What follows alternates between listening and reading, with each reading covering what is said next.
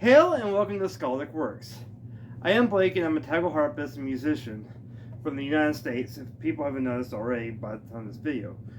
I have given multiple lessons on how to play Tagelharpa before, if you're new here, and I'm here with another lesson today. I had this from a viewer requested this. I cannot pronounce his name, and I'm very bad with pronouncing names, but he asked me an interesting question, and I already answered it for him. But I thought I'd answer it in this answer it again in this video, and post it here so I can just lead people here. I don't have to just constantly,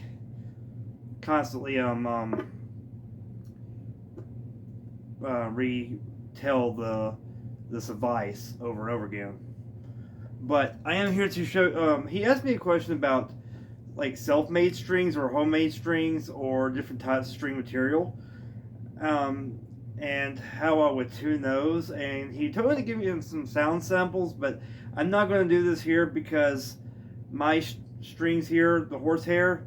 One thing about I find with horsehair strings, or at least the set here, is that when they come off the peg, and I have them come off the peg before, they come unwind, and it's kind of hard to rewind them again and get them back onto the peg.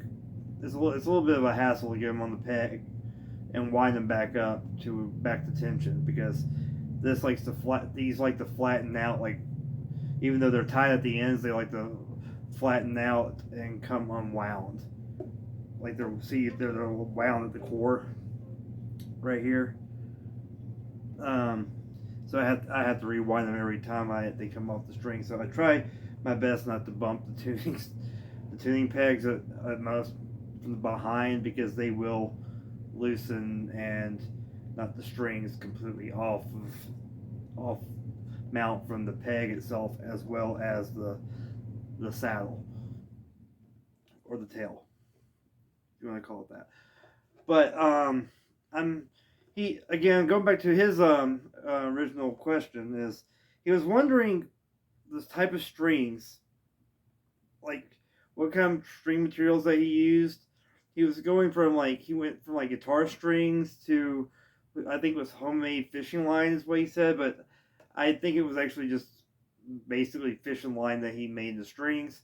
But I'm going to give you some examples of materials that you can use other than horsehair if you're using your own strings or making your own strings.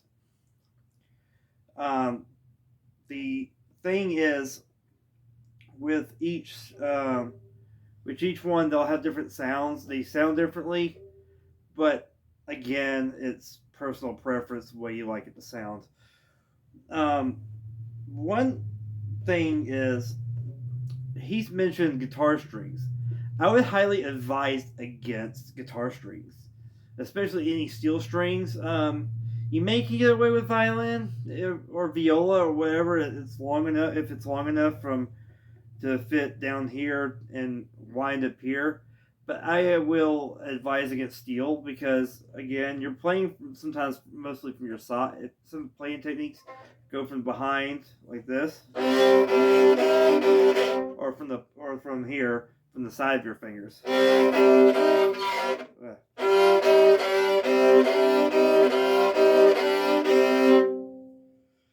And sometimes you're playing with the tip of your fingers. But with the way you're playing it, it may not feel comfortable. You can try it, but again, something as thick as guitar strings probably is not the best material. I would go with like a softer steel, like violin strings. I would show you some violin strings, but I don't have any with me right now because my violin is elsewhere. But I do play violin, by the way. But or not professionally, but I play violin.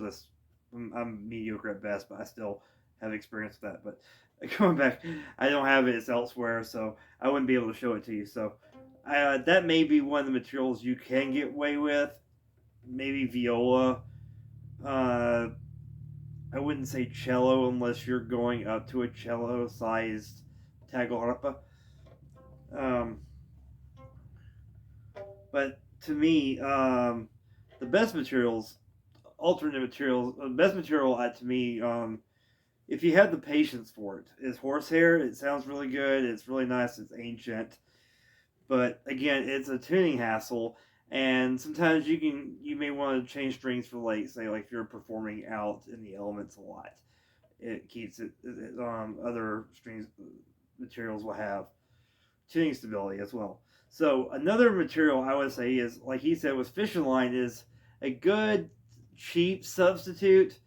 The thickness I would say would vary depending on your string the thickness of the string that you need for the note that you're doing. Like if you're doing a lower note, like say the C string, like that note right there, I'll go with a thicker fishing line, and then go with like a medium fishing line, and then go with a on the middle string, but the high string. I'm not gonna say go with a thin one, but a more thinner string. So thicker than your thinnest string, but thicker than thinner than the middle or the lower end strings.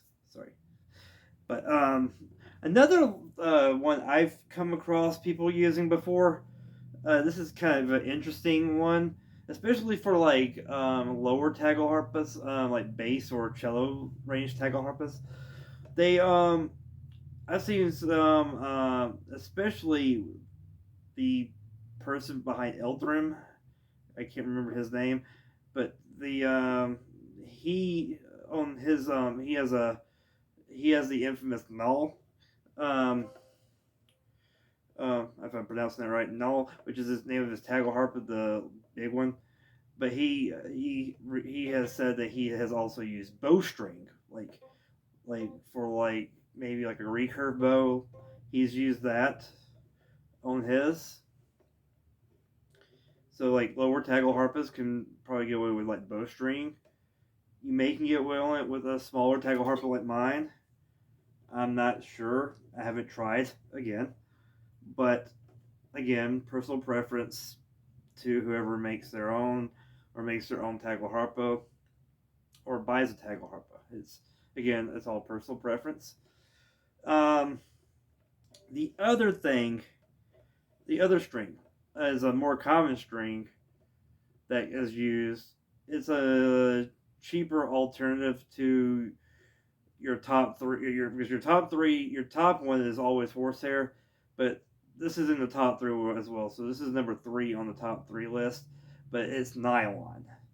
Nylon strings are roughly like sort of like fishing line. They're made kind of like nylon, but a little bit thicker nylon. So they're designed like for like guitars and stuff, or even nylon violin strings. But nylon strings are a really good stable substitute for a tagelharpa for of any size. I would recommend that as your cheapest alternative and most stable alternative. Now, the second the second on the top 3 list, which I mentioned before, which I've been mentioning, is gut. Gut string is also very tuning stable compared to horsehair, and it gives a more sound similar and the closest to horsehair that I've heard or I have seen people testify against.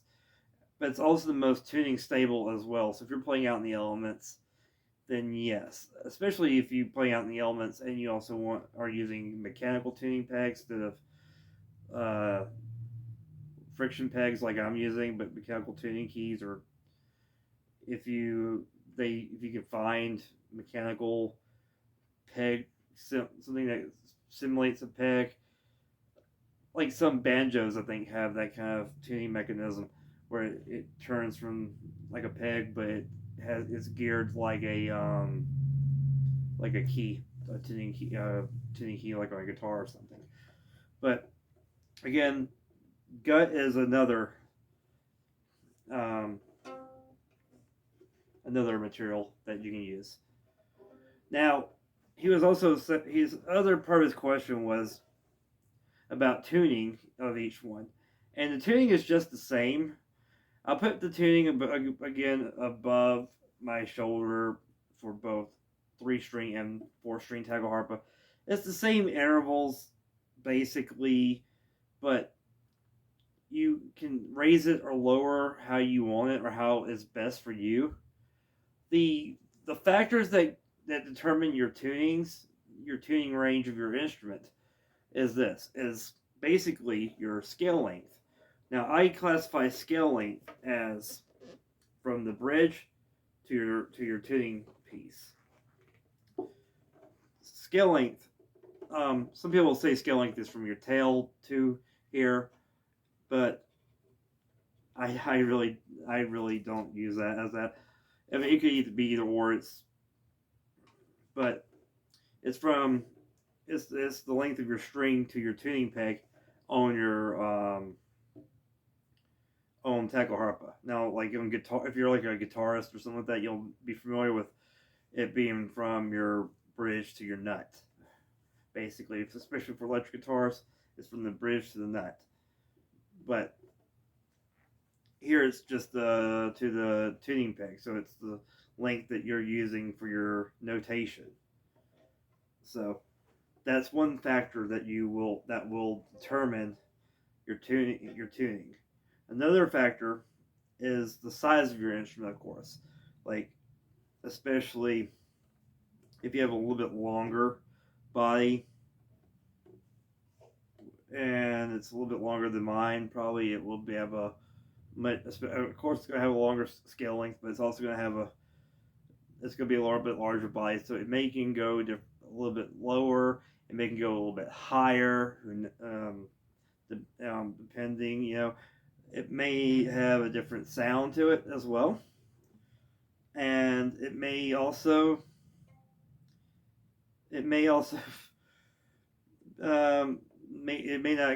sound that good at all. Who knows? But again, it's going to have a different sound, of course, than according to, like for mine, and also your thickness would, like as I mentioned before, your thickness would also be judgmental of how the sound will sound. Another thing that will affect your tuning, the tuning of the instrument, is going to be the tensile strength of the. I call it the tensile strength, but technically it's the string.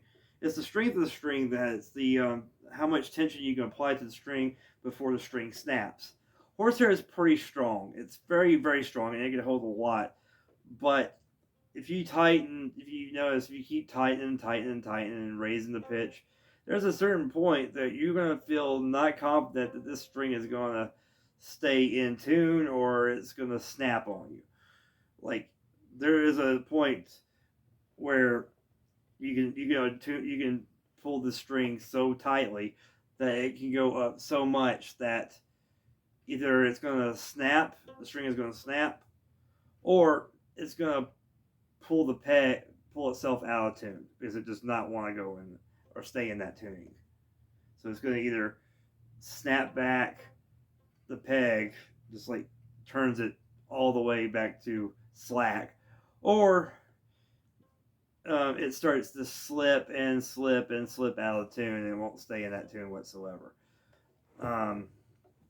That's a good point that you know that, hey, this is not going to work. If you don't feel confident in tuning it that high, do not tune it that high. Trust me. But that strength is a good point.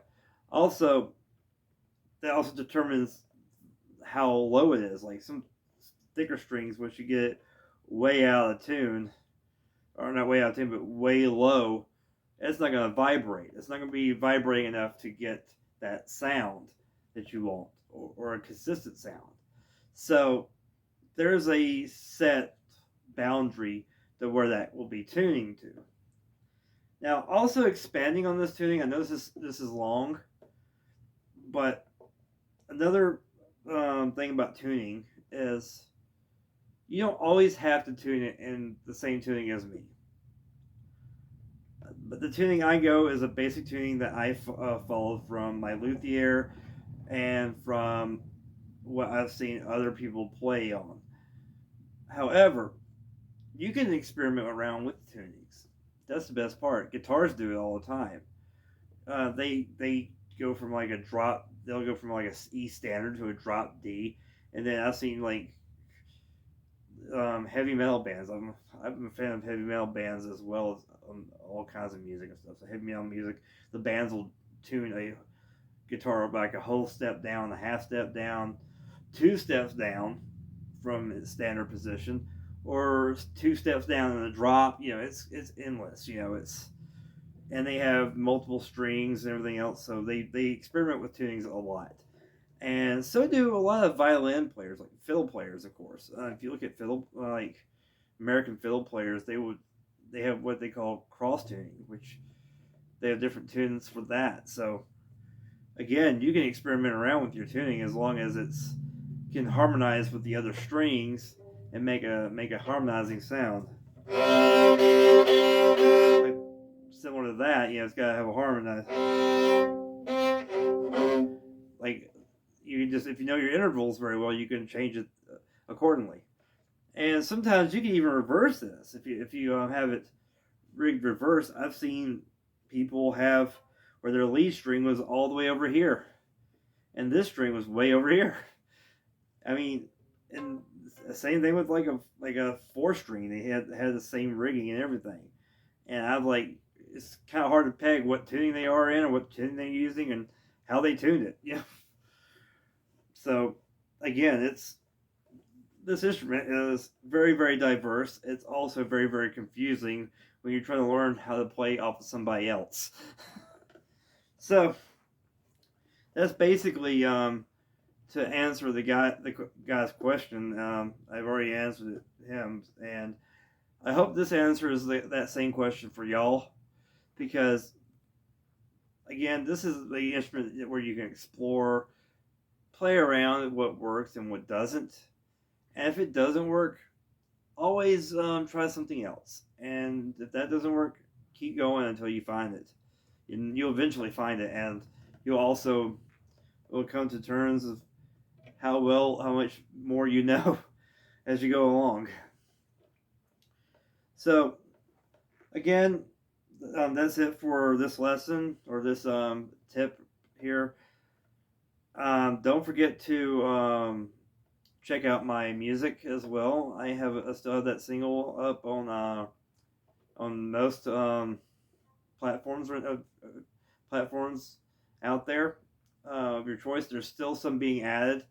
I checked iHeartRadio as the time of this recording. I checked iHeartRadio and Pandora, and they're still not available yet on that. But mostly right now, the ones I've checked is Deezer, of course, Spotify, Apple Music, iTunes, and YouTube Music are all a go.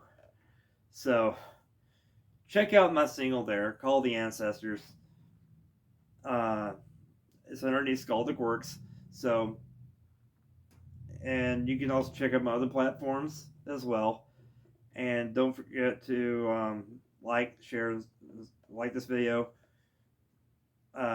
share this video, and also subscribe to the channel if you haven't. And don't forget to hit the notification bell if you have, so you can get notifications when these go up. This helps me a lot. I am trying to get more content out. I'm trying to get more. Trying to get more music out, and I'm also trying to get more ways for you to interact out, as well as I'm possibly thinking about merch. I put a poll up not too long ago because I got a community tab now, so check out that poll if you haven't seen my community tab. But if you can, let me know if right now is a good time to have merch. I'm playing around with the idea of merch. I'm trying to get my logo to where it'll transfer to like some t-shirts and stuff like that. So let me know if it's the right time for merch. But again, don't forget to check everything out and like, share, subscribe, and hit the notification bell, and I'll see you on the next video. Skull.